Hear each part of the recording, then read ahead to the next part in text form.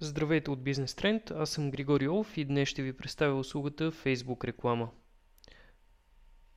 Всички сме чували израза "всички са във Facebook" и в днешно време това несъмнено е така. Много българи имат регистрация в Facebook и прекарват там значителна част от времето си в интернет.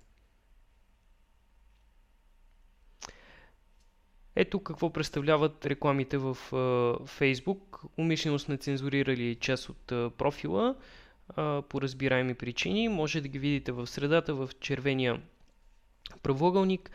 Имат заглавие, сайт, от който е рекламата, малко банерче и текст в дясно от него. Хубавото при рекламата във Facebook е, че може да рафинираме целевата си група на база на най-разнообразни критерии, като започнем от населеното място, пол, възраст. Ето в случая, ако приемем, че правим кампания за салон за красота, който се намира във Варна, веднага може да вземем жените, които са от Варна, да ги сложим в целевата ни група, само към тях да е насочена рекламата ни. Дори имаме възможност да посочим и в каква възрастова група да бъдат тези жени. На следващо място Facebook разполага с много информация за интересите на потребителите в него.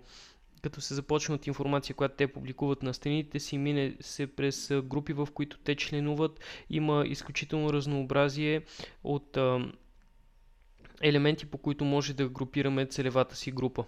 Ето да кажем, в случая, тъй като кампанията е за салон за красота, ние ще подберем такива интереси на жени от Варна, които са свързани с темата, така че те да бъдат максимално близко като целева група до потенциалните ни клиенти.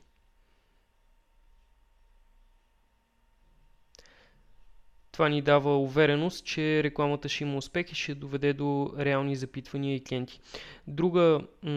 Друго предимство на рекламата е нейната измеримост.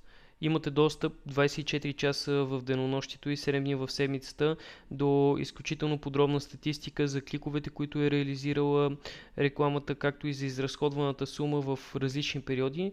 На база на тази информация може лесно да направите изводи за успеха на кампанията или за необходими промени в нея. Много фирми използват Facebook реклама като един от основните им инструменти за набиране на нови клиенти. Надявам се, че видеото ви беше интересно. Ако имате нужда от допълнителна информация, може да се свържете с нас на посочения телефон или имейл адрес. Хубав ден от мен, Григор Йовов.